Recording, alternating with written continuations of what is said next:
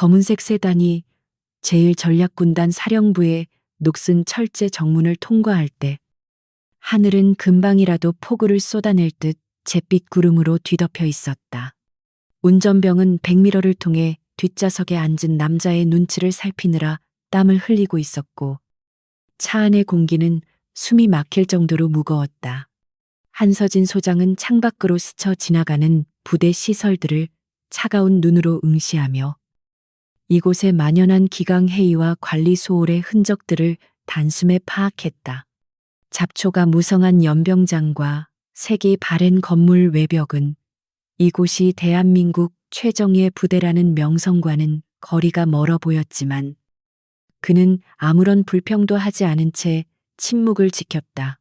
차량이 본청 건물 앞에 멈춰서자 한서진은 매끄러운 동작으로 차문을 열고 밖으로 나섰고 그의 어깨 위에서 두 개의 별이 희미한 빛을 발했다. 그는 육군 역사상 최연소 소장이라는 타이틀을 가지고 있었지만 그에게 쏟아지는 시선은 경외심보다는 의구심과 질투에 가까웠다. 지나가던 장교들은 그를 보고 멈칫하며 당황한 기색으로 경례를 했지만 그들의 눈빛에는 어린 상관에 대한 은근한 무시가 담겨 있었다. 한서진은 그들의 엉성한 경례 자세와 풀어진 복장을 지적하는 대신 무표정한 얼굴로 가볍게 답례하며 회의실로 향하는 걸음을 옮겼다. 복도를 걸어가는 그의 발소리는 군화굽이 바닥에 부딪히는 소리조차 들리지 않을 정도로 은밀하고 규칙적이었다. 이는 그가 과거 707 특수임무단에서 수많은 작전을 수행하며 몸에 익힌 습관으로 언제 어디서나 자신의 존재를 감추는데 익숙해져 있음을 보여주었다. 하지만 이곳 사령부의 복도는 시끄러운 잡담 소리와 웃음소리로 가득 차 있어 군대라기보다는 시장통에 가까운 분위기를 풍기고 있었다. 한서진은 흔들림 없는 자세로 그 소란스러움을 뚫고 지나갔고 그의 뒤를 따르는 찬바람 같은 기운에 병사들은 본능적으로 길을 비키며 몸을 움츠렸다. 대회의실 앞에는 중년의 행정관이 안절부절 못하며 서 있었고 한서진을 보자마자 당황한 듯 허둥지둥 문을 열어주었다. 문이 열리자마자 자욱한 담배 연기와 함께 알코올 냄새가 섞인 탁한 공기가 밖으로 뿜어져 나왔고 안에서는 거친 고함과 웃음소리가 뒤섞여 들려왔다. 이것은 새로 부임하는 군단장에 대한 환영식이 아니라 기존의 기득권 세력이 보여주는 명백한 적대감과 무시의 표현이었다. 한서진은 잠시 입구에 멈춰 서서 마치 적진을 탐색하는 저격수처럼 방 안의 모든 인원과 상황을 단 몇 초 만에 스캔했다. 회의실 상석에는 비대한 몸집의 남자가 다리를 책상 위에 올린 채 거만하게 앉아 있었는데 그가 바로 이 부대의 실세인 마동철 중장이었다. 그의 얼굴은 대낮임에도 불구하고 술기운으로 붉게 달아올라 있었고 값비싼 시계와 반지가 그의 손가락에서 번들거리며 군인답지 않은 사치를 드러냈다. 마동철은 문이 열리는 소리에도 아랑곳하지 않고 옆에 앉은 대령과 농담을 주고받으며 파한대소하고 있었다. 그들의 대화는 작전이나 훈련에 관한 것이 아니라 골프장 회원권과 주식시장에 관한 내용으로 점철되어 있었다. 한서진이 회의실 안으로 발을 들여놓자 그제야 소란스러웠던 소음이 썰물처럼 빠져나가고 기묘한 정적이 감돌기 시작했다. 장교들은 헛기침을 하며 자세를 고쳐 앉았지만 그들의 표정에는 여전히 반항적인 기색이 역력했고 눈을 마주치지 않으려 했었다. 마동철 중장은 천천히 고개를 돌려 한서진을 위아래로 훑어보았는데 그 눈빛에는 노골적인 경멸과 비웃음이 가득 담겨 있었다. 그는 자리에서 일어나지도 않은 채 시가 연기를 길게 내뿜으며 한서진의 면전에 대고 불쾌한 냄새를 풍겼다. 소문은 익히 들었네만 실제로 보니 정말 젖비린내가 나는군 그래. 마동철이 걸걸한 목소리로 비아냥거렸고 주변의 참모들은 억지로 웃음을 터뜨리며 그의 말에 동조했다. 자네가 그 유명한 707의 유령이라지 칼 들고 설치는 건 잘할지 몰라도 여기는 수만 명의 병력을 움직이는 사령부야. 전쟁놀이와는 차원이 다르다는 걸 알아야지. 이것은 단순한 텃세가 아니라 부임 첫날부터 기선을 제압하여 그를 허수아비 지휘관으로 만들려는 마동철의 계산된 도발이었다. 한서진은 마동철의 모욕적인 언사에도 눈썹 하나 까딱하지 않았고 오히려 더욱 차분하고 냉철한 목소리로 입을 열었다. 군단장님, 저는 국방부의 명령에 따라 제1전략군단의 작전참모로 부임한 한서진 소장입니다. 개인적인 감상보다는 임무 수행에 필요한 브리핑을 먼저 듣고 싶습니다. 그의 목소리는 크지 않았지만 회의실 구석구석까지 명료하게 전달되는 힘이 있어 좌중을 압도하는 무게감이 있었다. 예상치 못한 한서진의 당당한 태도에 마동철의 미간이 찌푸려졌고 회의실의 공기는 더욱 살벌하게 얼어붙었다. 마동철의 바로 오른편에 앉아있던 류민호 대령이 불쾌한 표정을 숨기지 않고 자리에서 일어나 한서진을 노려보았다. 그는 마동철의 신복이자 부대 내의 사조직을 관리하는 인물로 날카로운 인상과 교활한 눈빛을 가지고 있었다. 한 소장님, 여기는 특수부대가 아닙니다. 선배님들이 말씀하시면 경청하는 것이 예의 아닙니까? 너무 뻣뻣하게 구시면 부대에 적응하기 힘드실 텐데요. 류민호의 말은 조언을 가장한 협박이었으며 그가 허리춤에 찬권총을 습관적으로 만지작거리는 모습은 위협적이었다. 한서진은 류민호에게 시선조차 주지 않은 채 자신의 자리를 찾아가 가방을 내려놓고 의자를 빼어 앉았다.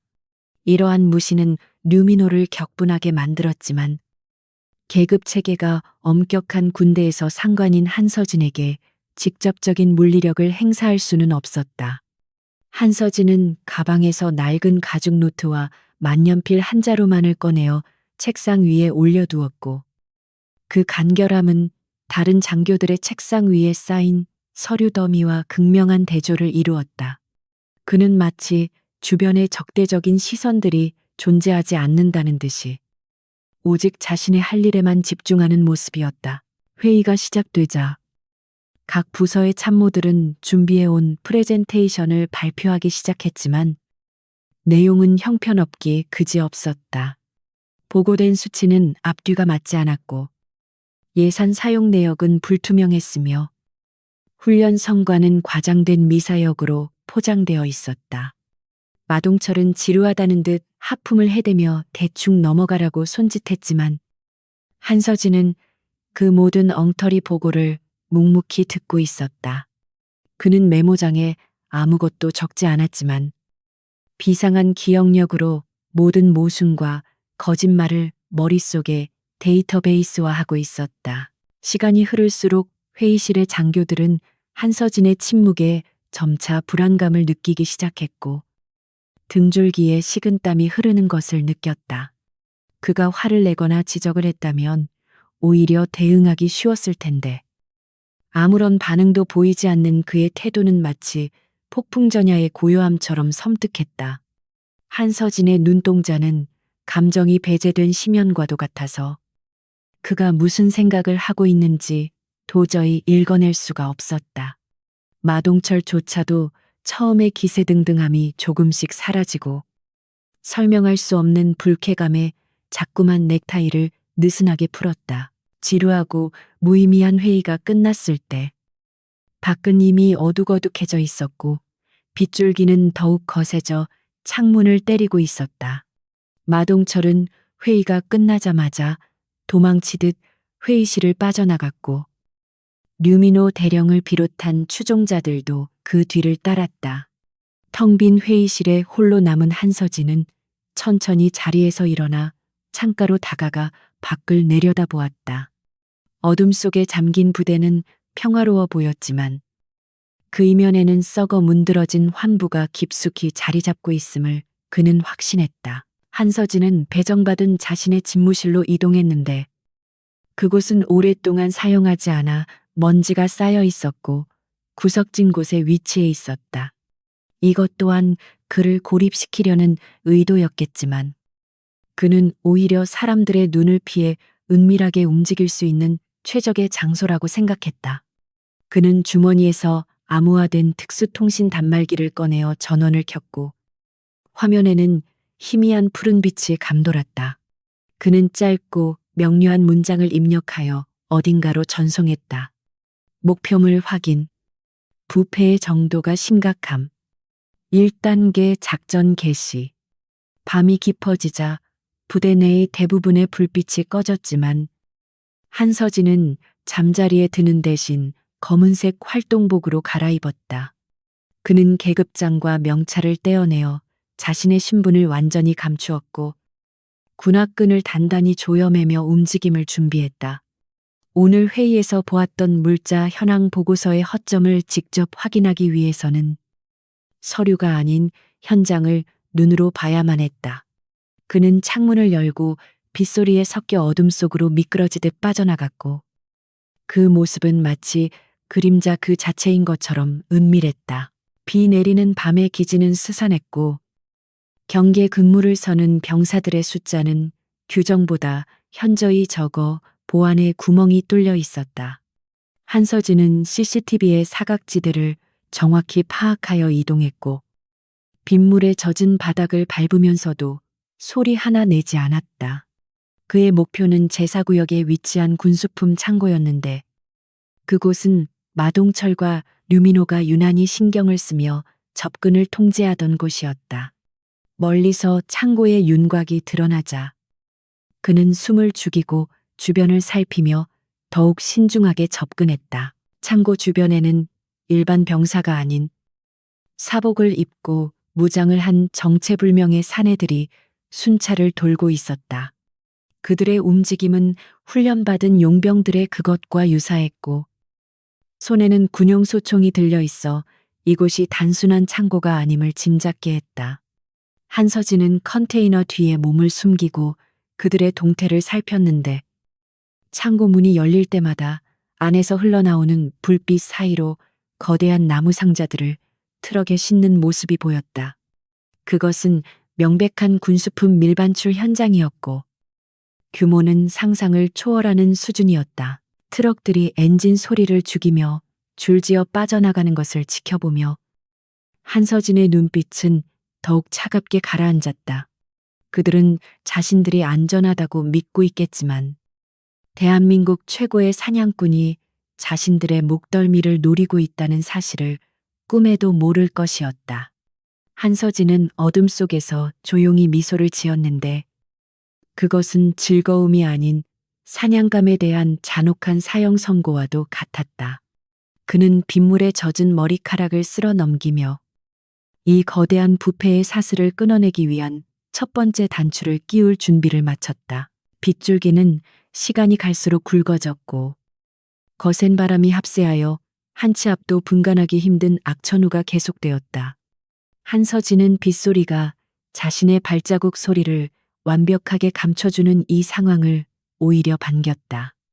그는 707 시절부터 익혀온 잠입 기술을 활용하여 컨테이너 박스들의 그림자 사이를 유령처럼 이동하며 창고 정문에 접근했다.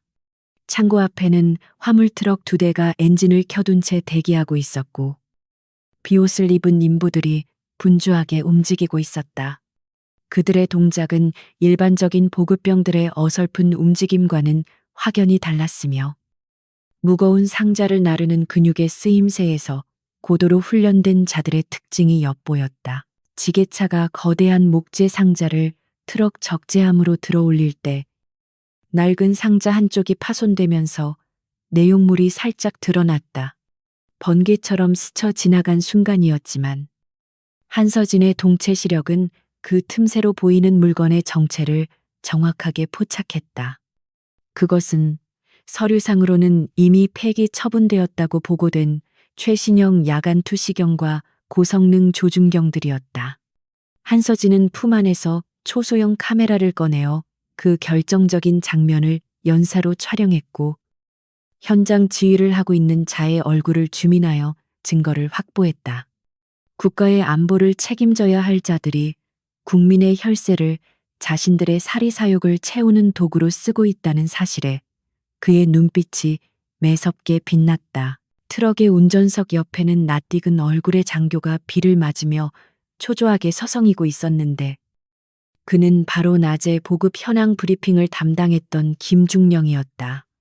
김중령은 연신 손목시계를 확인하며 용병들에게 작업을 서두르라고 재촉했고 누군가와 무전 교신을 하며 주변을 두리번거렸다. 한서진은 더 이상 지켜보고만 있을 수 없다고 판단하고 어둠 속에서 걸어 나와 빗줄기를 뚫고 그들에게 다가갔다. 그의 등장은 너무나도 갑작스럽고 은밀해서 트럭 짐칸에 있던 용병이 그를 발견하고 소리칠 때까지 아무도 그의 접근을 눈치채지 못했다. 거기 누구냐? 당장 멈추지 않으면 발포하겠다. 용병 중 한 명이 소총을 겨누며 고함을 질렀고 순식간에 5개의 총구가 한서진을 향해 조준되었다. 김중령은 낯선 침입자의 얼굴을 확인하고는 사색이 되어 뒷걸음질 쳤는데 그가 두려워하는 것은 총을 든 용병들이 아니라 맨몸으로 서 있는 한서진이었다. 한서진은 자신을 향한 살기 어린 총구들을 완전히 무시한 채 오직 김중령만을 응시하며 침착하게 걸음을 옮겼다. 그의 태도에는 죽음에 대한 공포가 조금도 보이지 않았고 오히려 압도적인 기백이 흘러나왔다. 김중령. 야간에 일종 군수품을 외부로 반출하는 명령서는 본 기억이 없는데 설명이 필요하겠군. 한서진의 목소리는 빗소리를 뚫고 명확하게 들려왔고 그 차가운 톤은 김중령의 심장을 얼어붙게 만들었다. 용병들은 방아쇠에 손가락을 건 채 김중령의 명령을 기다렸지만 김중령은 입술만 달달 떨 뿐 아무런 말도 하지 못했다.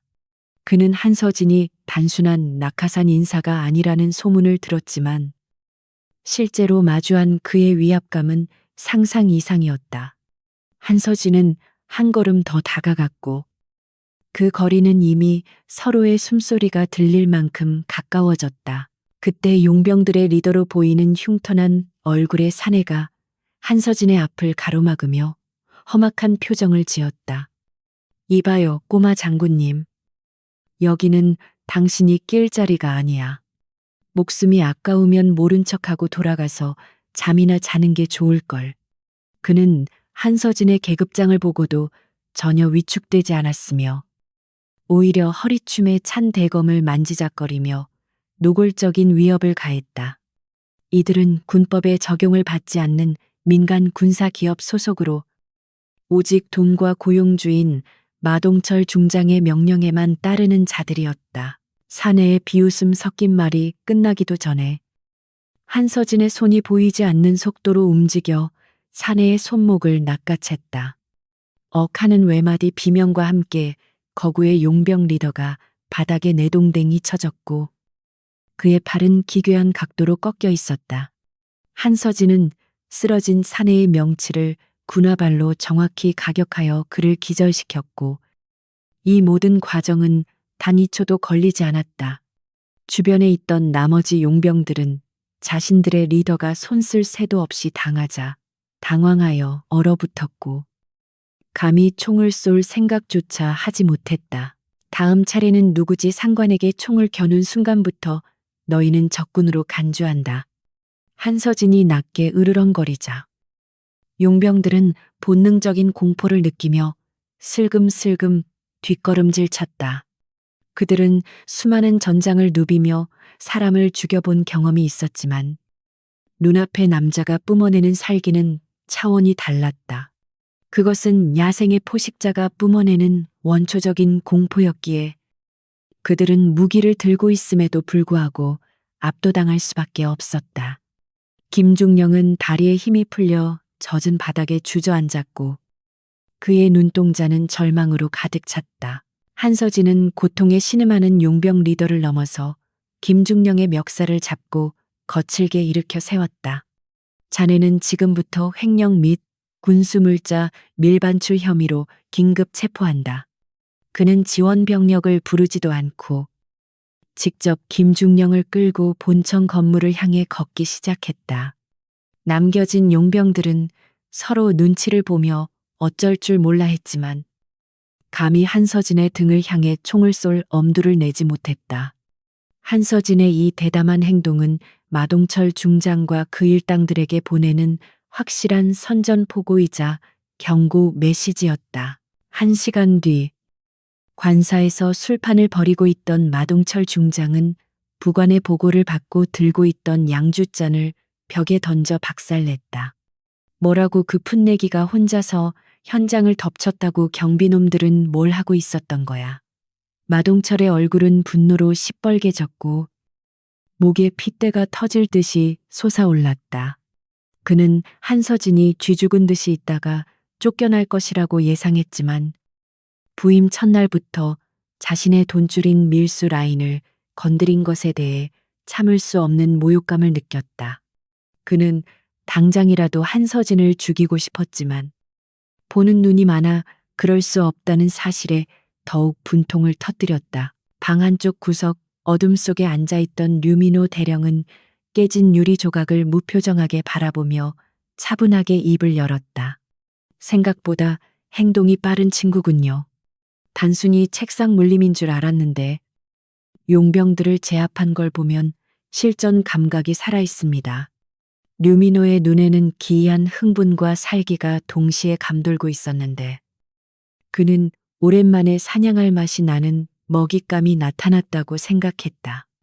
그는 마동철을 진정시키며 김중령은 가족을 인질로 잡고 있으니 절대 입을 열지 않을 것이라고 안심시켰다.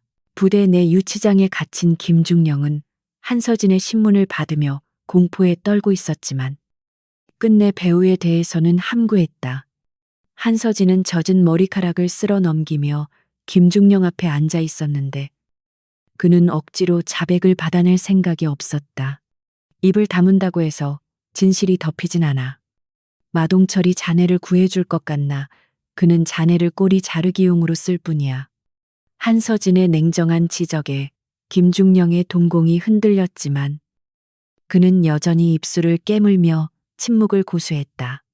한서진은 이미 확보한 증거만으로도 충분히 그들을 압박할 수 있음을 알고 있었다. 다음 날 아침 부대 전체에는 지난밤의 사건에 대한 소문이 걷잡을 수 없이 퍼져나갔다. 병사들은 식당에 모여 웅성거렸고 새로운 젊은 군단장이 용병들을 맨손으로 때려잡고 부패 장교를 체포했다는 무용담이 전설처럼 떠돌았다. 한서진이 지휘 통제실로 들어서자 전날까지 그를 무시하던 참모들이 긴장한 표정으로 기립하여 경례를 했다. 그들의 눈빛은 경외심과 두려움이 뒤섞여 있었고 부대의 공기는 이전과는 확연히 달라져 팽팽한 긴장감이 감돌았다. 오전 업무가 시작되자마자 류민호 대령이 노크도 없이 한서진의 집무실 문을 벌컥 열고 들어왔다. 소장님, 어젯밤 일은 절차상 큰 문제가 있습니다. 영장도 없이 장교를 구금하다니요. 류민호는 마동철 중장의 직인이 찍힌 석방 명령서를 책상 위에 거칠게 내려놓으며 거만한 태도로 말했다. 그는 한서진의 책상 앞으로 다가와 몸을 숙이고는 목소리를 낮춰 위협적으로 속삭였다. 이번 한 번은 실수로 넘어가 드리죠. 하지만 또다시 선을 넘으면 그때는 옷 벗는 거로 끝나지 않을 겁니다. 한서진은 류민호가 내민 서류를 천천히 집어들고 내용을 훑어본 뒤 피식 웃으며 그를 올려다 보았다. 절차라. 도둑들이 절차를 따지는 꼴이라니 우습군요. 그는 자리에서 일어나 류민호와 눈을 마주쳤는데 그 기세에서 조금도 밀리지 않았다. 데려가십시오. 하지만 명심하는 게 좋을 겁니다. 썩은 동아줄을 잡고 올라가다가는 추락할 때 가장 먼저 박살나는 법이니까. 한서진의 뼈 있는 경고에 류민호의 눈썹이 꿈틀거렸지만 그는 흥분을 억누르고 잼 돌아서서 방을 나갔다. 홀로 남겨진 한서진은 창밖을 바라보며 깊은 생각에 잠겼는데 김중령을 풀어준 것은 그의 예상 범위 안에 있는 일이었다. 이것은 적들을 방심하게 만들고 더 큰 움직임을 유도하기 위한 미끼였으며 진짜 승부는 이제부터 시작이었다. 그는 벽에 걸린 달력을 바라보았는데 다음 주에 예정된 대규모 실탄 사격 훈련 날짜에 붉은색 동그라미가 그려져 있었다. 적들은 분명 그날을 기해 자신을 제거하려 들 것이고 한서진은 그 함정을 역으로 이용하여 그들을 일망타진할 완벽한 계획을 머릿속으로 그리고 있었다. 마동철 중장의 집무실은 폭풍이 휩쓸고 지나간 듯 난장판이 되어 있었고 값비싼 도자기와 결제 서류들이 바닥에 널브러져 있었다. 그는 분노를 참지 못하고 골프채를 휘둘러 벽에 걸려 있던 자신의 초상화 액자를 박살냈는데 유리 파편이 사방으로 튀었다. 감히 내 구역에서 나를 능멸해 그 어린 놈이 내 목을 조여오는데 가만히 보고만 있으란 말이야. 마동철은 거친 숨을 몰아쉬며 소리쳤고 그의 눈은 핏발이 서서 금방이라도 터질 것 같았다. 류민호 대령은 그 광란의 현장을 묵묵히 지켜보며 바닥에 떨어진 양주병을 주워 탁자에 올려놓았다. 류민호는 마동철이 어느 정도 진정되기를 기다렸다가 차분하고 낮게 깔린 목소리로 은밀한 제안을 건넸다. 중장님, 흥분하실 필요 없습니다. 어차피 놈은 우리 손바닥 안에 있는 도간에 든 쥐입니다. 그는 주머니에서 담배를 꺼내 마동철에게 권하며 의미심장한 미소를 지어 보였다. 다음 주에 있을 대규모 화력시범 훈련. 기억하시죠? 그날은 수천 발의 포탄과 총알이 날아다니는 날입니다. 눈먼 총알 하나가 실수로 군단장을 맞춘다고 해도 그것은 비극적인 사고일 뿐입니다. 그 말을 들은 마동철의 눈빛이 번뜩였고 그는 담배 연기를 깊게 빨아들이며 류민호의 얼굴을 쳐다보았다. 사고라. 아주 듣기 좋은 말이군. 하지만 뒤탈이 없어야 해. 국방부 감사실 놈들이 냄새를 맡고 달려들면 골치 아파지니까. 마동철은 탐욕스러운 미소를 지으며 의자에 깊숙이 몸을 파묻었고 이미 한서진이 죽은 사람인 양 취급하기 시작했다. 그는 한서진의 능력을 과소평가하고 있었으며 자신의 부하들이 가진 무력을 맹신하는 오만함에 빠져 있었다. 류민호는 자신감에 찬 목소리로 마동철을 안심시켰는데 그의 계획은 치밀하고 잔혹하기 그지없었다. 걱정 마십시오. 제 직속 부대인 흑독수리 팀을 투입할 겁니다. 놈들은 공식적으로는 존재하지 않는 유령들이라 기록도 남지 않습니다. 류민호는 벽에 걸린 작전 지도를 가리키며 훈련 구역 중 가장 험준하고 고립된 제7구역을 손가락으로 짚었다. 이곳은 통신이 잘 터지지 않는 음영구역입니다. 한서진 소장을 시찰 명목으로 이곳으로 유인한 뒤 깔끔하게 처리하고 실족사나 오발사고로 위장할 겁니다. 같은 시각 한서진은 자신의 관사서재에 앉아 부대 배치도와 훈련 계획서를 면밀히 검토하고 있었다. 그는 이미 부대 내의 공기가 심상치 않게 돌아가고 있음을 감지했고 류민호와 마동철이 자신을 제거하기 위해 움직일 것이라는 사실을 직감하고 있었다. 보통의 지휘관이라면 헌병대에 신변 보호를 요청하거나 상급 부대에 보고했겠지만 한서진은 그럴 생각이 전혀 없었다. 그는 책상 서랍 깊숙한 곳에서 오랫동안 쓰지 않았던 검은색 전술용 단검을 꺼내어 날카로운 날을 무심하게 어루만졌다. 한서진에게 이번 위기는 오히려 기회였는데 적들이 자신을 죽이려 든다는 것은 그들이 그만큼 다급해졌다는 증거였다. 그는 적들이 파놓은 함정을 피하는 대신 제 발로 그 함정 한가운데로 걸어 들어가 그들을 역으로 사냥할 계획을 세웠다. 그는 707 특임대 시절 사용했던 특수 장비들을 점검하며 군단장이 아닌 전장의 살인 기계로 돌아갈 준비를 마쳤다. 그의 눈빛은 차갑게 가라앉아 있었고 거울 속에 비친 자신의 모습에서 낯선 야수성을 발견했다.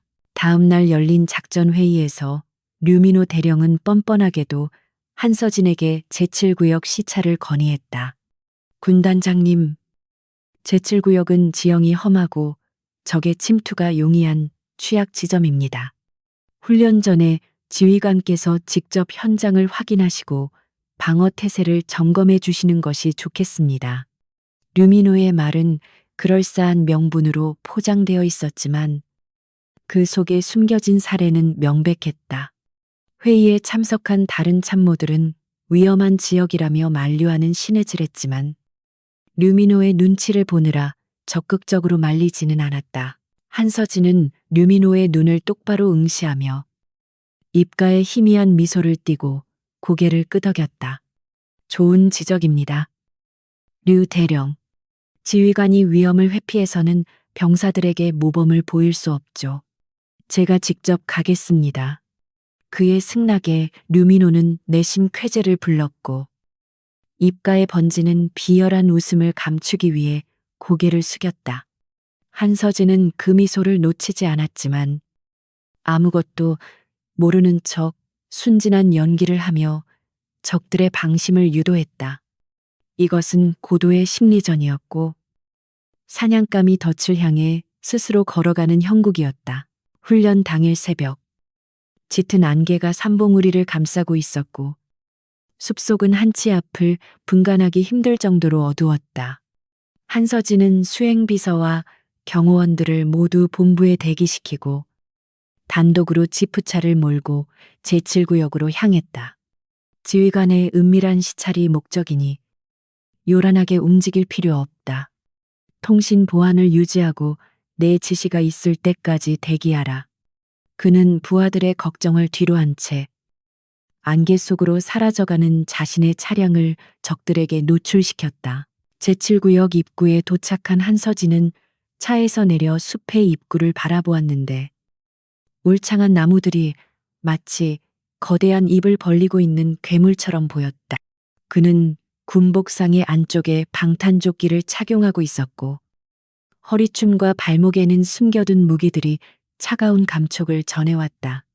숲속에서는 산새 소리조차 들리지 않는 기이한 정적이 감돌았는데 이는 포식자가 근처에 숨어 있다는 자연의 경고 신호였다. 한서진은 심호흡을 하며 폐부 깊숙이 차가운 공기를 들이마셨고 그의 감각은 극도로 예민해졌다. 숲속 깊은 곳. 위장 크림을 바른 흑독수리 팀원들은 저격 포인트와 매복 지점에 숨어 한서진이 나타나기를 기다리고 있었다. 그들은 최첨단 장비와 소음기가 장착된 무기로 무장하고 있었으며 한서진을 단순한 표적 이상으로 생각하지 않았다. 팀의 리더인 바이퍼는 스코프를 통해 숲 입구를 주시하며 무전기에 대고 작게 속삭였다. 목표물 진입 확인. 놈은 혼자다. 아주 쉬운 사냥이 되겠어. 최대한 고통스럽게 보내주지. 그들의 오만함은 하늘을 찌를 듯했고 자신들이 누구를 상대하는지 전혀 알지 못했다. 한서진은 숲으로 들어서자마자 발소리를 죽이고 이동 속도를 늦췄는데 그의 움직임은 마치 바람에 흔들리는 나뭇가지처럼 자연스러웠다. 그는 바닥에 난 희미한 발자국과 꺾인 나뭇가지를 통해 적들의 매복 위치를 파악해 나갔다. 일반인이라면 절대 눈치채지 못할 미세한 흔적들이었지만 전설적인 추적 전문가인 한서진의 눈을 피할 수는 없었다. 그는 자신이 미끼가 되어 적들을 한 곳으로 유인한 뒤 하나씩 각계격파할 계획을 머릿속으로 시뮬레이션했다. 류민호는 본부 상황실에서 위성 영상을 통해 한서진의 차량이 멈춰 있는 것을 확인하고 마동철에게 전화를 걸어보고 했다. 중장님, 쥐새끼가 덫에 걸렸습니다. 30분 내로 상황 종료 보고를 드릴 수 있을 겁니다. 마동철은 수화기 너머로 호탕하게 웃으며 미리 준비해둔 최고급 샴페인을 따랐다. 수고했다. 류대령. 일이 끝나면 자네 계급장에 별 하나 더 달아주지. 그 건방진 놈이 숲속에서 비명 행사할 꼴을 생각하니 밥맛이 다 도는군. 그러나 상황은 그들의 예상과는 정반대로 흘러가고 있었는데 한서진은 이미 첫 번째 매복 지점을 우회하여 적의 등 뒤로 접근하고 있었다. 그는 나무 위에서 대기하고 있던 저격수를 발견하고 소리 없이 나무 기둥을 타고 올라갔다. 저격수는 스코프에만 집중하느라 자신의 바로 아래에서 죽음의 그림자가 다가오는 것을 전혀 감지하지 못했다. 한서진은 단검을 뽑지 않고 맨손으로 저격수의 목을 조를 준비를 하며 차가운 눈빛을 빛냈다. 첫 번째 교전은 소리 없이 일어났는데 한서진의 손이 저격수의 입을 막음과 동시에 경동맥을 강하게 압박했다. 저격수는 헛바람을 들이키며 격렬하게 저항했지만 강철 같은 한서진의 악력에서 벗어날 수 없었다. 몇 초 뒤 저격수는 기절하여 축 늘어졌고 한서진은 그를 나무에 밧줄로 묶어두고 무전기를 탈취했다. 하나 처리 완료. 남은 놈은 5. 그는 나지막이 읊조리며 탈취한 무전기를 통해 적들의 교신 내용을 도청하기 시작했다. 적들은 한서진이 어디에 있는지조차 파악하지 못한 채 서로의 위치를 확인하며 혼란스러워하기 시작했다. 바이퍼. 3번 지점 응답하라. 왜 연락이 없나 무전기에서 다급한 목소리가 들려왔지만 한서진은 침묵을 지키며 다음 타겟을 향해 이동했다. 숲은 이제 한서진의 동무대였고 사냥꾼과 사냥감의 위치는 완전히 뒤바뀌어 있었다. 그는 공포라는 무기를 이용하여 적들의 심리를 무너뜨리고 그들이 가진 자만심을 절망으로 바꿔줄 생각이었다. 한서진은 숲속의 지형지물을 완벽하게 활용하여 함정을 설치하기 시작했는데 덩굴을 이용한 올무와 날카로운 돌을 이용한 부비 트랩이었다. 그는 707 시절 아무런 장비 없이 적진 한복판에서 생존했던 서바이벌 기술을 유감없이 발휘했다. 그는 적들이 당황하여 대형을 흩뜨리기를 기다렸고 짐승을 몰듯이 그들을 자신이 원하는 장소로 유도했다. 안개는 더욱 짙어졌고 숲속은 한 치 앞도 보이지 않는 미궁으로 변해가고 있었다. 마동철과 류민호는 시간이 지나도 상황 종료 보고가 들어오지 않자 초조해지기 시작했다. 도대체 무슨 일이야? 왜 3번이랑 연락이 안 되는 거야? 류민호가 상황실에서 고함을 질렀지만 돌아오는 것은 지지직거리는 잡음뿐이었다. 그들은 무언가 잘못되고 있음을 직감했지만 이미 주사위는 던져졌고 되돌릴 방법은 없었다. 한서진이 파놓은 자만심에 덫에 걸린 것은 한서진이 아니라 바로 그들 자신이었다는 사실을 깨닫기에는 너무 늦어버렸다. 숲은 칠흑 같은 어둠에 잠겨 있었고 간헐적으로 내리치는 번개만이 순간적으로 앙상한 나뭇가지들의 실루엣을 비추었다. 빗줄기는 더욱 거세져 시야를 가렸고 흑독수리 팀원들이 착용한 야간 투시경조차 쏟아지는 비와 안개 때문에 제 기능을 하지 못하고 있었다. 그들은 대한민국 최고의 특수부대 출신 용병들이었지만 보이지 않는 적에 대한 공포는 그들의 훈련된 이성을 조금씩 갉아먹고 있었다. 무전기에서는 끊임없이 지직거리는 잡음만이 들려왔고 먼저 연락이 두절된 저격수와 수색조의 생사는 확인할 길이 없었다. 팀장인 바이퍼는 초조한 듯 입술을 깨물며 남은 대원들에게 원형 방어 대형을 갖추라고 수신호를 보냈다. 한서진은 그들의 머리 위 굵은 참나무 가지 위에 웅크리고 앉아 그들의 당황한 움직임을 차갑게 내려다보고 있었다. 그는 빗물에 젖은 군복이 몸에 달라붙는 차가운 감촉을 느끼며 호흡을 극한으로 늦추어 심장박동 소리조차 밖으로 새어나가지 않게 했다. 그의 눈은 야수처럼 어둠에 적응해 있었고 적들이 내뿜는 미세한 체온과 거친 숨소리를 통해 그들의 위치를 정확히 파악하고 있었다. 그는 단순한 군인이 아니라 이 숲이라는 거대한 사냥터의 지배자이자 그림자 그 자체였다. 그는 손에 쥔 단검을 역수로 고쳐 잡으며 다음 사냥감을 향해 소리 없이 몸을 날릴 준비를 마쳤다. 젠장. 다들 정신 똑바로 차려. 놈은 혼자다. 우리가 겁먹을 이유가 없어.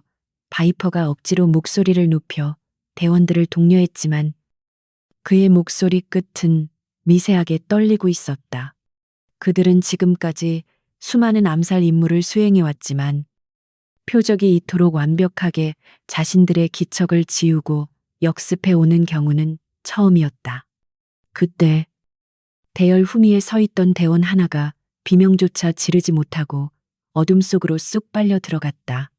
둔탁한 타격음과 함께 뼈가 부러지는 소름 끼치는 소리가 빗소리 사이로 선명하게 울려 퍼졌고 남은 대원들은 반사적으로 그쪽을 향해 총구를 돌렸다. 사격 중지 아군이다. 놈이 어디 있는지 확인하고 쏴. 바이퍼가 다급하게 소리쳤지만 공포에 질린 대원 중 한 명이 허공을 향해 소총을 난사하기 시작했다. 총구에서 뿜어져 나오는 섬광이 번쩍일 때마다 숲의 그림자가 춤을 추듯 일렁였고 그 혼란스러운 빛과 그림자의 틈새로 검은 형체가 스치듯 지나갔다. 한서진은 총소리가 자신의 위치를 노출시키는 것이 아니라 오히려 적들의 청각을 마비시키고 시각을 교란하는 훌륭한 연막이 된다는 것을 알고 있었다. 그는 난사하는 대원의 사각지대로 파고들어 발목을 강하게 걷어차 균형을 무너뜨렸다. 쓰러진 대원은 고통에 찬 신음을 흘리며 바닥을 굴렀고 한서진은 지체 없이 그의 명치를 가격하여 기절시켰다. 그는 적을 죽이지 않았는데 이는 자비심 때문이 아니라 그들을 살아있는 증거물로 법정에 세우기 위함이었다. 또한 동료가 죽지 않고 고통스럽게 살아남아 있다는 사실은 적들에게 더 큰 심리적 압박과 공포를 심어주는 효과가 있었다. 한서진은 기절한 대원의 무장을 해제하고 수갑을 채워 나무에 묶어둔 뒤 다시 어둠 속으로 사라졌다. 남은 대원들은 이제 서로의 등을 맞대고 서서 어디서 날아올지 모르는 공격에 대비하며 거칠게 숨을 몰아쉬었다. 바이퍼는 식은땀이 비와 섞여 흐르는 것을 느끼며 자신이 사냥해온 표적이 인간이 아닌 괴물임을 인정할 수밖에 없었다. 놈은 707의 유령이다. 소문이 사실이었어. 그는 부하들에게 조명탄을 터뜨리라고 명령했고 곧이어 붉은색 신호탄이 하늘로 치솟으며 숲 전체를 기괴한 핏빛으로 물들였다. 붉은 조명 아래 드러난 숲의 풍경은 참혹했는데 곳곳에 쓰러진 대원들이 보였지만 한서진의 모습은 어디에도 없었다. 빛이 드러난 순간은 오히려 한서진에게 적들의 위치를 더욱 명확하게 알려주는 꼴이 되었고 그는 나무 뒤에 숨어 바이퍼의 위치를 확인했다. 한서진은 바닥에 떨어진 돌멩이를 주워 반대편 숲으로 던졌고 예민해질 대로 예민해진 대원들은 그 소리에 반응하여 일제히 그쪽으로 사격을 개시했다. 총성이 숲을 뒤흔드는 사이 한서진은 반대 방향에서 전광석화처럼 뛰쳐나와 가장 가까운 적의 뒤를 덮쳤다. 그는 적의 팔을 비틀어 소총을 떨어뜨리게 한 뒤 그대로 업어치기로 바닥에 꽂아버렸다. 크악하는 비명과 함께 대원은 정신을 잃었고 이제 서 있는 적은 바이퍼와 부팀장 단 2명뿐이었다. 나와 비겁하게 숨어 있지 말고 당당하게 나와라. 바이퍼는 공포를 분노로 바꾸어 고래고래 고함을 질렀지만 돌아오는 것은 빗소리와 바람소리뿐이었다. 그의 옆에 있던 부팀장은 덜덜 떨리는 손으로 탄창을 교체하려다 탄창을 떨어뜨렸고 그것을 주우려고 몸을 숙이는 순간 한서진의 군화발이 그의 턱을 강타했다. 부팀장은 허수아비처럼 뒤로 낮아빠지며 기절했고, 이제 숲속에는 바이퍼 혼자만이 남게 되었다. 그는 주위를 둘러보며 뒷걸음질 쳤지만 등 뒤에는 거대한 바위가 가로막고 있어 더 이상 물러설 곳이 없었다. 그때 어둠 속에서 저벅저벅 걸어오는 군화 소리가 들려왔고 바이퍼는 떨리는 손으로 권총을 겨누었다. 번개가 번쩍이는 순간 한서진의 무표정한 얼굴이 눈앞에 드러났는데 그 얼굴에는 승리감도 분노도 없는 서늘한 침묵만이 감돌고 있었다. 한서진은 바이퍼가 쏘는 총알을 고개를 살짝 기울여 피하는 듯 하더니 순식간에 거리를 좁혀 들어왔다. 바이퍼는 필사적으로 방아쇠를 당기려 했지만 한서진의 손이 이미 권총의 슬라이드를 잡고 비틀어 기능을 고장낸 뒤였다. 너희가 실수한 건 두 가지다. 첫째는 나를 적으로 돌린 것이고, 둘째는 이 숲을 전장으로 선택한 것이다. 한서진의 목소리는 낮고 차분했지만 바이퍼의 고막을 찢을 듯한 압력으로 다가왔다. 바이퍼는 최후의 발악으로 대검을 뽑아 휘둘렀지만 한서진에게는 어린아이의 장난처럼 보일 뿐이었다. 한서진은 가볍게 몸을 틀어 칼날을 피하고 바이퍼의 손목과 팔꿈치 관절을 연속으로 가격하여 무력화시켰다. 바이퍼는 고통의 비명을 지르며 무릎을 꿇었고 한서진은 그를 차가운 진흙 바닥에 처박았다. 한서진은 제압된 바이퍼의 머리채를 잡고 들어올려 자신의 눈을 똑바로 쳐다보게 했다. 누가 사주했나? 류민호인가? 아니면 마동철인가? 바이퍼는 고통으로 일그러진 얼굴로 헐떡이며 입을 다물었지만 한서진은 이미 답을 알고 있었다. 말하지 않아도 상관없어. 어차피 네가 가진 통신 기록과 장비들이 모든 것을 증명해 줄 테니까. 한서진은 바이퍼의 조끼에서 암호화된 위성 전화기를 꺼내 들었고 바이퍼는 그것이 자신들의 목을 조를 결정적인 증거임을 알기에 절망적인 눈빛을 보였다. 비는 점차 잦아들고 있었지만 숲속의 공기는 여전히 차갑고 무거웠다. 한서진은 기절하거나 고통에 신음하는 흑독수리 팀원들을 한 곳으로 끌어모아 포박했다. 그들은 대한민국 최정예라고 자부하던 긍지를 잃고 패배자의 비참한 모습으로 널브러져 있었다. 한서진은 그들을 죽이지 않음으로써 그들이 평생 안고 가야 할 수치심과 패배감을 각인시켰다. 이것은 단순한 육체적 제압을 넘어선 영혼을 파괴하는 철저한 응징이었다. 한서진은 바이퍼의 위성 전화기를 켜고 류민호가 보낸 마지막 메시지를 확인했다. 상황 종료 후 즉시 보고하라. 뒤처리 깔끔하게 할 것. 그는 피식 웃으며 메시지 입력창을 열었다. 그는 자신이 죽은 것처럼 위장하여 적들을 안심시키고 그들이 승리의 도취감에 빠져 스스로 무덤을 파게 만들 생각이었다. 그는 죽은 바이퍼의 말투를 흉내내어 짧은 메시지를 작성했다. 목표 제거 완료. 시신 수습 중. 사고로 위장 완료했습니다. 복귀하겠습니다. 전송 버튼을 누르는 한서진의 손가락에는 망설임이 없었고 전송 완료 메시지가 뜨자마자 그는 전화기를 끄고 주머니에 넣었다. 이제 마동철과 류민호는 자신들이 승리했다고 믿고 축배를 들 것이며 그 방심이야말로 한서진이 노리는 가장 큰 약점이었다. 그는 나무에 기대어 앉아 거친 숨을 고르며 빗물에 씻겨 내려가는 자신의 피와 땀을 느꼈다. 그의 몸은 상처투성이었지만 정신은 그 어느 때보다 맑고 예리하게 빛나고 있었다. 먼동이 터오기 시작하자 숲의 어둠이 걷히고 푸르스름한 새벽빛이 처참한 현장을 비추기 시작했다. 한서진은 포박된 용병들을 지키며 자신이 불러들일 헌병대와 감찰팀을 기다렸다. 그는 단순히 이들을 넘기는 것으로 끝낼 생각이 없었다. 그는 이들을 미끼로 사용하여 마동철의 제1전략군단 전체를 뒤흔들 거대한 폭풍을 일으킬 준비를 하고 있었다. 숲속의 사냥은 끝났지만 진짜 전쟁은 이제 막 시작되려 하고 있었다. 한서진은 품 안에서 젖은 담배 한 개비를 꺼내 입에 물었지만 불을 붙이지는 않았다. 그는 멀리서 들려오는 산새 소리를 들으며 자신이 지켜야 할 군인의 본분과 정의에 대해 다시금 되새겼다. 권력에 취해 타락한 자들을 심판하는 것. 그것이 바로 그가 입고 있는 군복의 무게이자 별 2개의 의미였다. 그는 자리에서 일어나 군복 매무새를 단정히 하고 결연한 표정으로 숲의 출구를 향해 시선을 고정했다. 사령부 집무실의 무거운 공기는 고급 샴페인의 코르크 마개가 터지는 경쾌한 소리와 함께 순식간에 흩어졌다.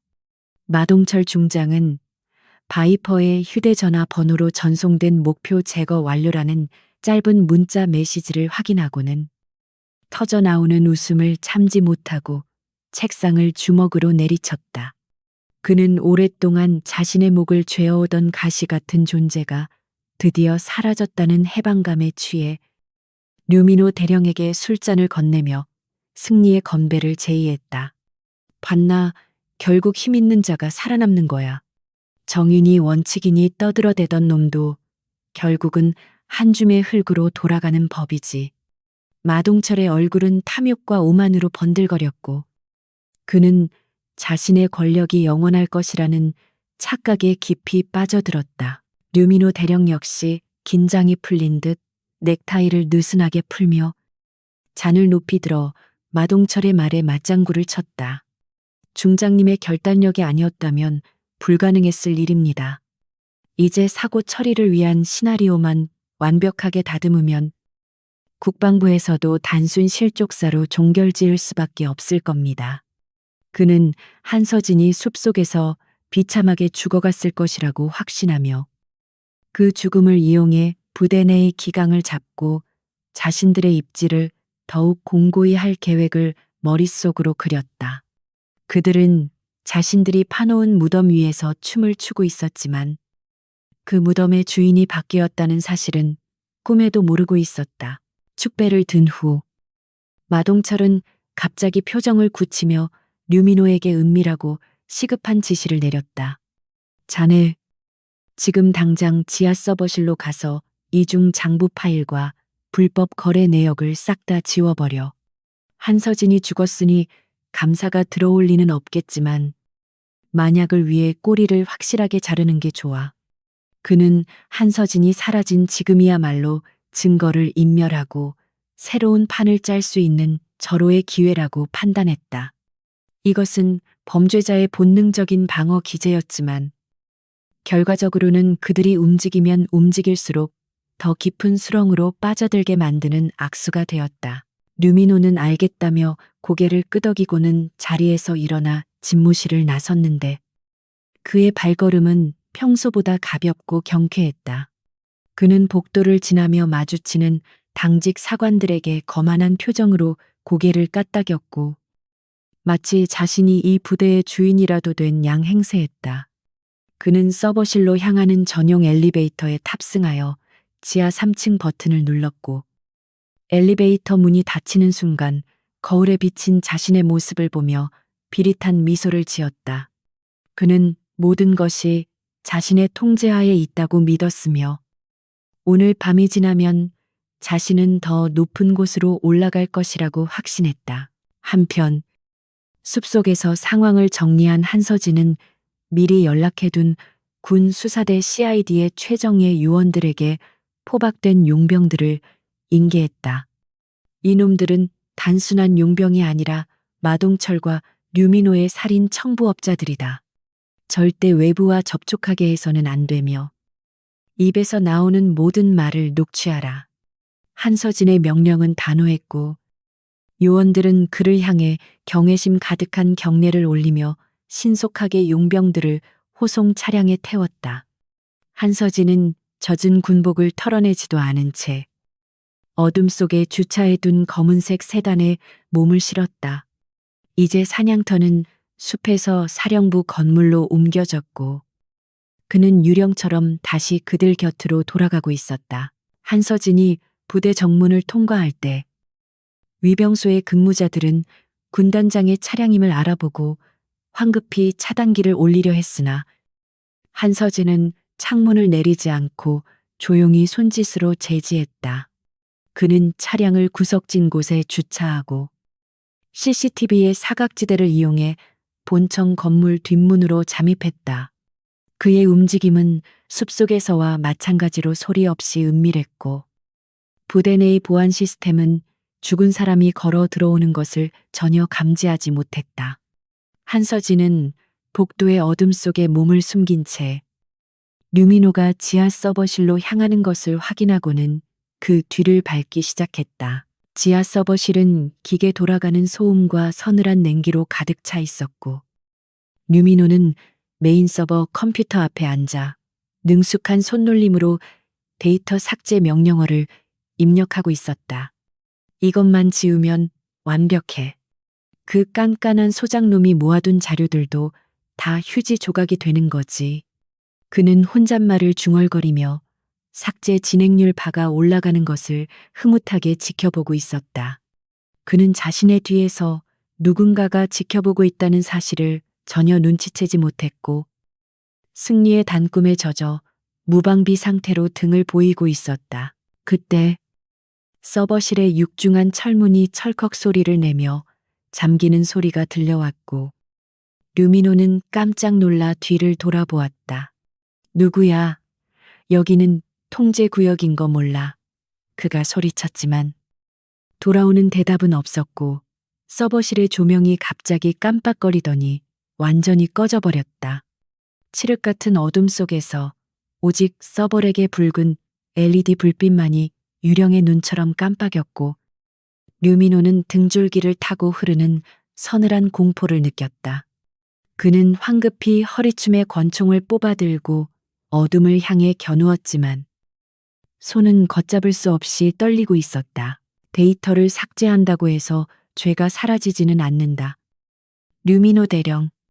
낮고 차가운 목소리가 류민호의 바로 등 뒤에서 들려왔고 류민호는 비명을 지르며 뒤로 돌아서 방아쇠를 당겼다.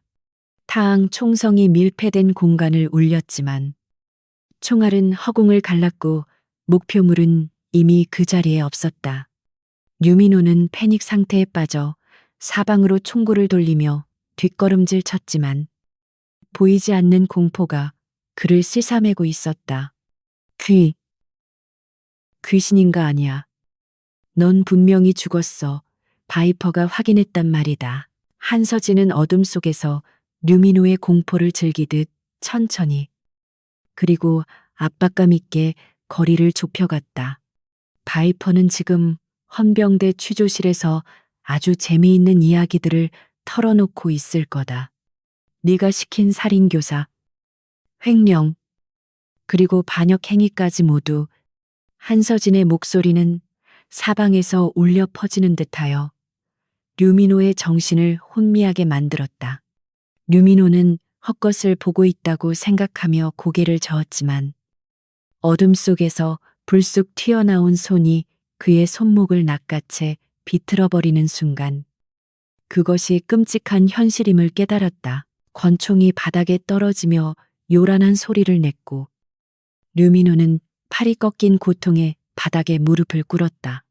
한서진은 류민호의 머리채를 잡고 서벌에게 강하게 처박은 뒤 그의 귓가에 차갑게 속삭였다. 삭제는 중단됐다. 그리고 이 모든 과정은 지금 내 바디캠에 고스란히 녹화되고 있지. 한서진은 류민호가 삭제하려던 파일들을 복구하고 오히려 백업 서버로 전송하여 증거를 영구 보존했다. 류민호는 절망적인 표정으로 모니터를 바라보았지만 그가 할 수 있는 일은 아무것도 없었다.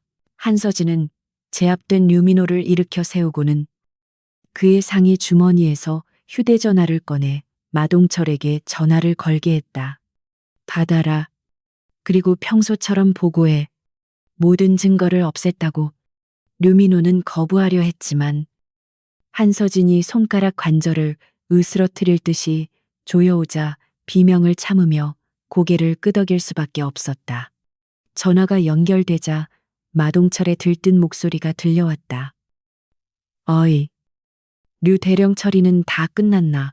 이제 걱정거리도 없으니 시원하게 한 잔 더 해야지. 류민호는 떨리는 목소리로 겨우 입을 열었다. 네? 중장님, 모든 자료 완벽하게 삭제했습니다. 이제 아무런 흔적도 없습니다.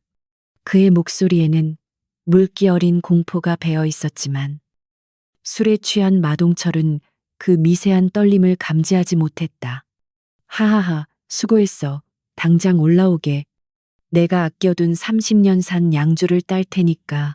마동철은 전화를 끊으며 콧노래를 불렀고 한서진은 싸늘한 미소를 지으며 류민호의 전화기를 빼앗아 주머니에 넣었다. 들었나? 너의 상관은 네가 지옥에 떨어지든 말든 자신의 안위와 쾌락밖에 모르는 인간이다. 한서진의 말은 류민호의 가슴을 후벼 팠고 그는 마동철에 대한 배신감과 자신의 처지에 대한 비참함에 고개를 떨구었다. 한서진은 류민호의 손을 등 뒤로 묶고 입에 재갈을 물린 뒤 그를 끌고 비상계단을 통해 위층으로 올라가기 시작했다.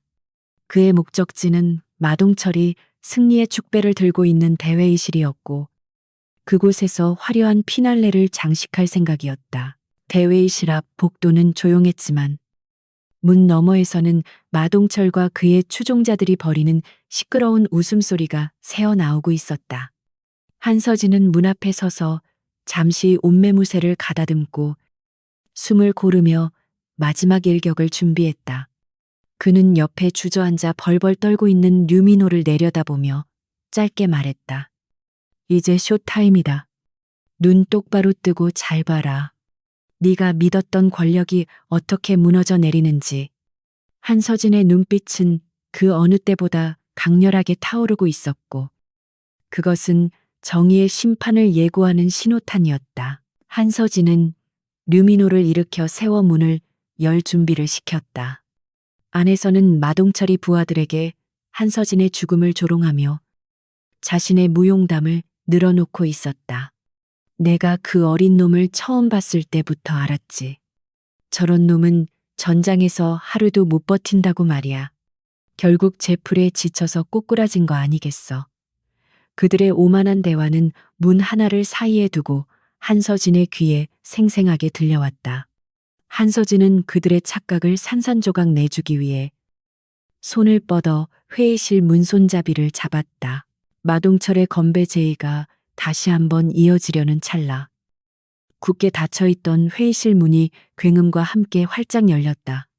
실내의 모든 시선이 문 쪽으로 쏠렸고 그곳에는 죽었다던 한서진이 멀쩡한 모습으로 피투성이가 된 류민호를 짐짝처럼 끌고 서 있었다. 회의실 안은 찬물을 끼얹은 듯 일순간 정적에 휩싸였고 마동철이 들고 있던 술잔이 바닥에 떨어져 깨지는 소리만이 날카롭게 울려 퍼졌다. 그것은 그들의 파멸을 알리는 서곡이자 반전 드라마의 시작이었다. 회의실 안은 마치 시간이 정지한 듯 무거운 정적에 휩싸였고 파티를 즐기던 장교들의 얼굴에서는 핏기가 완전히 사라져 있었다. 그들은 눈앞에 서 있는 한서진을 보고도 믿을 수 없다는 듯 눈을 비비거나 입을 벌린 채 멍하니 바라볼 뿐이었다. 불과 몇 분 전까지만 해도 고인을 조롱하며 술잔을 부딪히던 그들의 손은 이제 공포로 인해 걷잡을 수 없이 떨리고 있었다. 바닥에 내동댕이 쳐진 류민호 대령은 피범벅이 된 채 신음하고 있었고 그 처참한 몰골은 이곳에 모인 부패한 군인들에게 예고된 미래와도 같았다. 한서진은 그들의 공포를 즐기듯 천천히 걸음을 옮겨 마동철 중장의 코앞까지 다가갔다. 마동철은 떨리는 손가락으로 한서진을 가리키며 뒷걸음질 쳤는데 그의 얼굴은 술기운 때문이 아니라 극심한 당혹감으로 인해 붉게 달아올라 있었다. 네. 네가 어떻게 살아있어. 분명히 보고를 받았는데 이건 말도 안 돼. 그의 목소리는 갈라져 삑사리가 났고 위험 있던 장군의 모습은 온데간데 없이 사라지고 겁에 질린 늙은이만이 남아있을 뿐이었다. 그는 바닥에 쓰러진 류민호를 향해 발길질하며 소리쳤다. 이 쓸모없는 놈 도대체 이를 어떻게 처리한 거야? 나를 속인 거냐? 그의 고함은 공허하게 메아리쳤고 아무도 그의 분노에 동조하지 않았다. 한서진은 마동철의 발악을 무표정하게 지켜보다가 품 안에서 류민호에게서 빼앗은 휴대전화를 꺼내 들어 보였다. 보고는 정확했습니다. 다만 그 보고를 보낸 사람이 당신의 부하가 아니라 저였다는 점이 다를 뿐이죠. 그는 휴대전화의 화면을 터치하여 스피커폰 모드로 전환했고 곧이어 마동철의 걸걸한 목소리가 회의실 전체에 울려 퍼지기 시작했다. 눈먼 총알 하나가 군단장을 맞춰도 사고일 뿐이야. 뒤탈 없게 처리해. 그것은 마동철이 한서진의 암살을 지시하던 순간의 녹음 파일이었고 그 명백한 살인교사 증거 앞에 좌중은 얼어붙었다. 녹음 파일이 재생되는 동안 회의실의 공기는 숨막힐 듯한 긴장감으로 팽팽해졌고 장교들은 서로의 눈치만 살피며 슬금슬금 뒷걸음질 쳤다. 마동철은 자신의 목소리가 스피커를 통해 흘러나오자 사색이 되어 소리쳤다. 꺼당장 끄지 못해. 이건 조작이야. 요즘 세상에 이런 음성 파일 하나 만드는 게 뭐 어렵다고. 그는 필사적으로 현실을 부정하며 한서진에게 달려들어 전화기를 뺏으려 했지만 한서진은 가볍게 몸을 피하며 그를 제지했다. 마동철은 허공에 주먹질을 하며 중심을 잃고 비틀거렸고 그 모습은 추악이 그지없었다. 조작이라고 우기실 줄 알고. 영상도 준비했습니다. 한서진은 벽면에 설치된 대형 스크린을 향해 리모컨을 눌렀고 프로젝터가 작동하며 선명한 영상이 투사되기 시작했다. 영상 속에는 류민호와 용병들이 군수품을 밀반출하는 장면, 그리고 숲속에서 한서진을 매복 공격하려다 제압당하는 과정이 고스란히 담겨 있었다. 특히 류민호가 한서진에게 살려달라고 애원하며 마동철의 비리를 낱낱이 자백하는 장면이 나올 때 마동철의 다리는 힘이 풀려 주저앉고 말았다. 이제 더 이상 변명의 여지가 없는 완벽한 체크메이트 상황이었다. 바닥에 쓰러져 있던 류민호는 스크린 속에 자신을 보며 흐느끼기 시작했고 마동철을 향해 원망 섞인 절규를 토해냈다. 중장님, 시키는 대로 다 했잖습니까?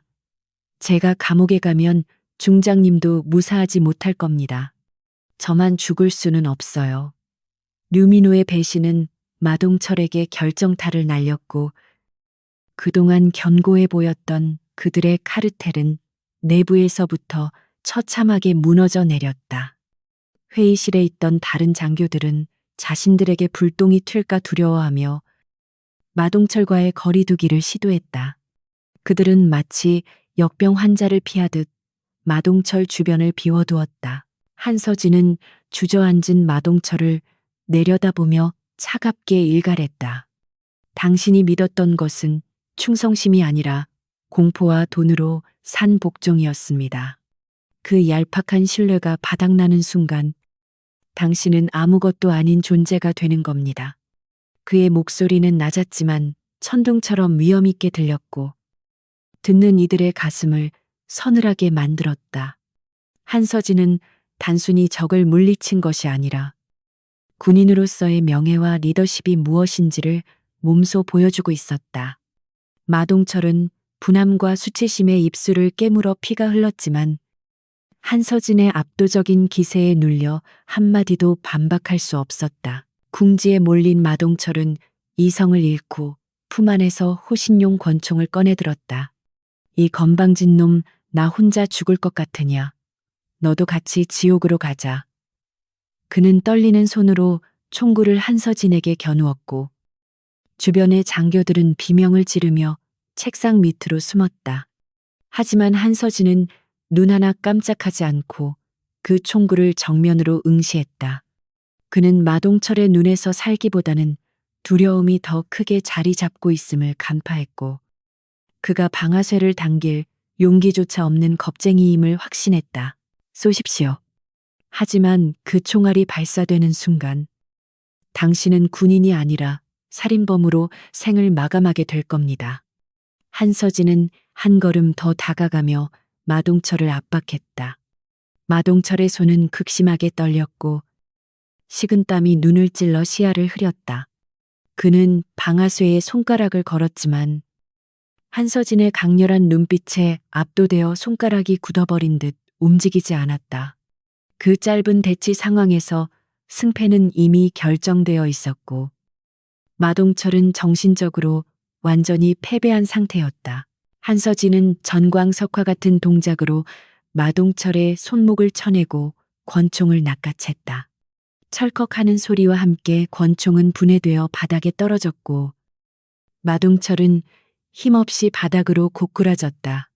한서진은 마동철의 팔을 뒤로 꺾어 제압한 뒤 무전기에 대고 짧게 명령했다. 상황 종료. 진입하라. 그의 말이 떨어지기가 무섭게 회의실 문이 다시 열리고 헌병 완장을 찬 무장 병력들이 들이닥쳤다. 그들은 미리 대기하고 있던 국방부 특별수사팀으로 한서진이 숲에서 나오자마자 요청해둔 지원군이었다. 수사관들은 신속하게 마동철과 류민호에게 수갑을 채웠고 회의실에 있던 나머지 장교들도 전원 연행하기 시작했다. 마동철 중장, 당신을 군형법 위반, 살인교사, 횡령 혐의로 긴급 체포합니다. 수사관이 밀한다 원칙을 고지하는 동안 마동철은 넋이 나간 표정으로 허공만 바라보았다. 그의 어깨에 달려있던 별 3개는 이제 더 이상 빛나지 않았고 오히려 그의 추락을 더욱 비참하게 만드는 족쇄처럼 보였다. 화려했던 파티장은 순식간에 범죄자들의 검거 현장으로 변해버렸다. 연행되어 나가는 마동철은 마지막으로 한서진을 돌아보았는데 그의 눈빛에는 증오와 함께 깊은 후회가 서려 있었다. 내 놈이 감히 나를. 그는 말을 잇지 못하고 고개를 떨구었고 헌병들에게 질질 끌려 나갔다. 한서진은 그 뒷모습을 바라보며 씁쓸한 표정을 지었다. 한때 국가를 위해 헌신했을지도 모를 고위 장교가 탐욕에 눈이 멀어 괴물이 되어버린 현실이 안타까웠지만 썩은 부인은 도려내야만 새살이 돋는 법이었다. 회의실이 정리되자 남아있던 하급 장교들과 부사관들은 한서진을 향해 경외심 가득한 눈빛을 보내며 자세를 바로잡았다. 그들은 그동안 마동철의 폭정에 시달리며 숨죽여 살아왔지만 오늘 밤 한서진이 보여준 용기와 결단력에 깊은 감명을 받았다. 한서진은 흐트러진 군복을 단정히 하고 그들을 둘러보며 단호하게 말했다. 오늘부로 제1전략군단의 모든 악습은 폐지한다.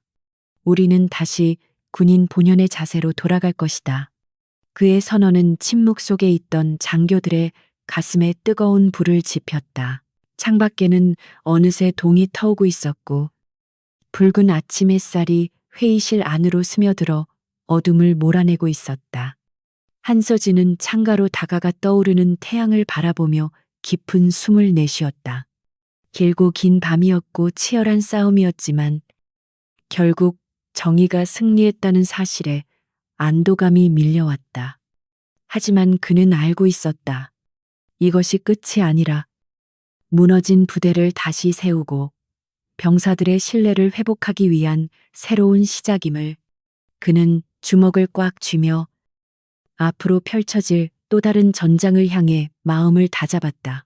마동철의 시대가 막을 내린 사령부는 거대한 수술을 앞둔 환자처럼 분주하면서도 긴장된 분위기가 감돌고 있었다.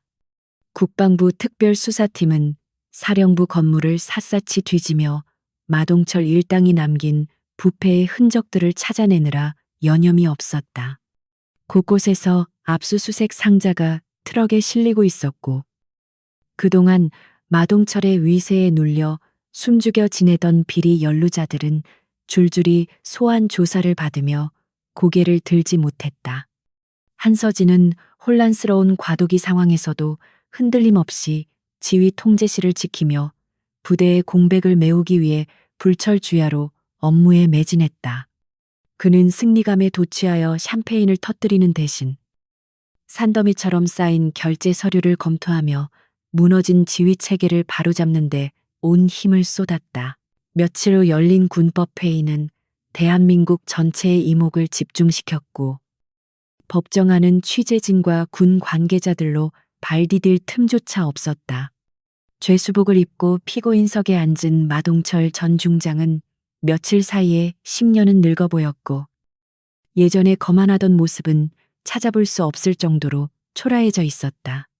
그는 재판장의 질문에 웅얼거리며 제대로 답변하지 못했고 모든 혐의를 류민호에게 떠넘기려 하는 비겁한 모습을 보여 방청객들의 눈살을 찌푸리게 했다. 반면 증인석에 앉은 한서진은 정복을 말끔하게 차려입고 흐트러짐 없는 자세로 앉아 마동철의 범죄 사실을 논리 정연하게 증언했다. 두 사람의 대비되는 모습은 진정한 군인의 명예가 계급장이 아닌 행동과 인품에서 나온다는 사실을 극명하게 보여주었다. 한서진의 증언은 날카로운 비수처럼 마동철의 거짓말들을 하나하나 파헤쳤고 법정에 제출된 영상 증거물들은 마동철을 빠져나갈 수 없는 감옥으로 밀어넣었다. 류민호 대령 역시 형량을 줄이기 위해 마동철이 지시한 모든 불법 행위를 낱낱이 자백했고 그 내용은 상상을 초월할 정도로 추악했다. 군수품 횡령, 뇌물수수, 그리고 상관살해 미수까지 마동철이 저지른 죄목은 끝이 없었다. 재판장은 엄숙한 표정으로 판결문을 낭독했고 마동철에게는 징역 25년형과 함께 파면 및 전 재산 몰수라는 중형이 선고되었다. 방청석에서는 탄식과 안도가 뒤섞인 한숨이 흘러나왔고 마동철은 판결이 내려지자 바닥에 주저앉아 오열했다. 법정을 나서는 한서진에게 수많은 기자가 몰려들어 마이크를 들이댔지만 그는 짧은 목례만 남기고 서둘러 대기하고 있던 차량에 올랐다. 정의가 실현되었다고 생각하십니까? 라는 한 기자의 질문에 그는 차창을 내리고 잠시 생각에 잠겼다가 입을 열었다. 정의는 결과가 아니라 과정입니다. 오늘 우리는 썩은 환부를 도려냈을 뿐. 새살이 돋아나게 하는 것은 남은 자들의 몫입니다. 그의 짧지만 강렬한 인터뷰는 뉴스를 통해 전국에 생중계되었고 국민들은 젊고 강직한 새로운 지휘관의 등장에 환호를 보냈다. 그는 영웅이 되기를 원치 않았지만 시대는 그를 참된 군인의 표상으로 부르고 있었다.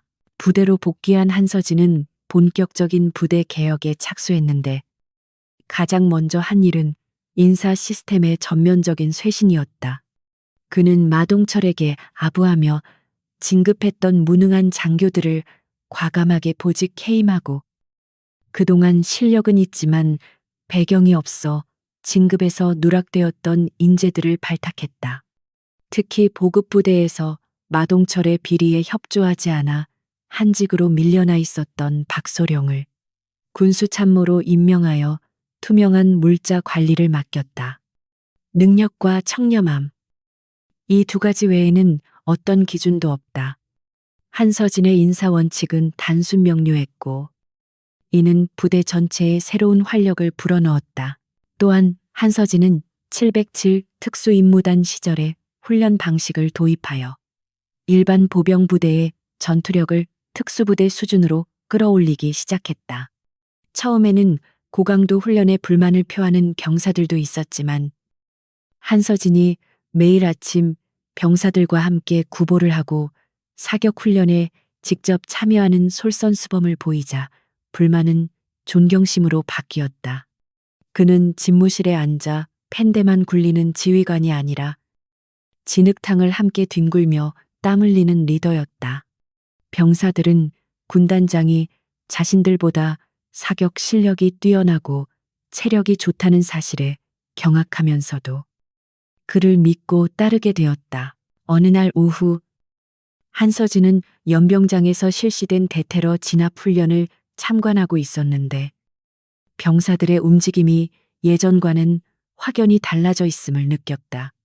그들의 눈빛은 살아있었고 동작은 절도 있었으며 팀워크는 톱니바퀴처럼 완벽하게 맞물려 돌아가고 있었다.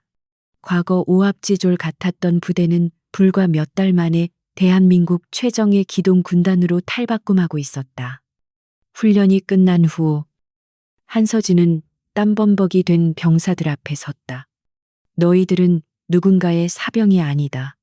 너희는 국가와 국민을 지키는 가장 날카로운 창이자 가장 튼튼한 방패다.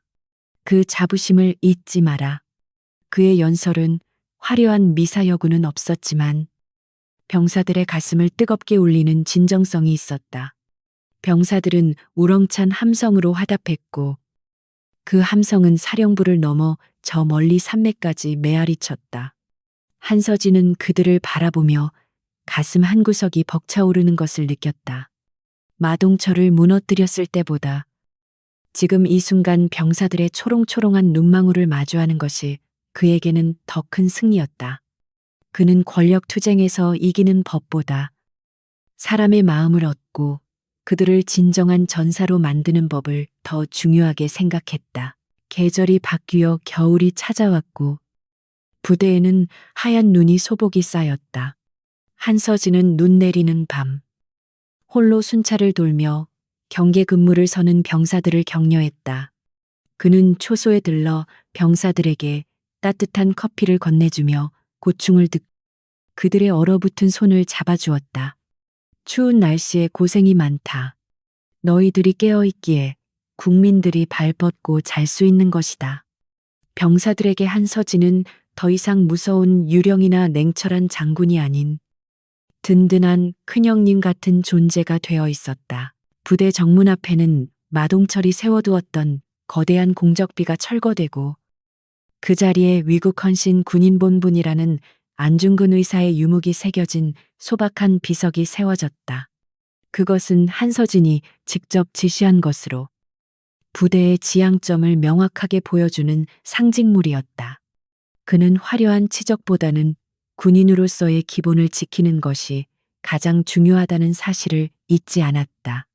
지나가는 시민들도 달라진 부대의 모습을 보며 신뢰를 보냈고 군과 민간의 관계도 예전보다 훨씬 가까워졌다. 한서진은 집무실 창가에 서서 눈 덮인 연병장을 내려다보며 지난 시간들을 회상했다.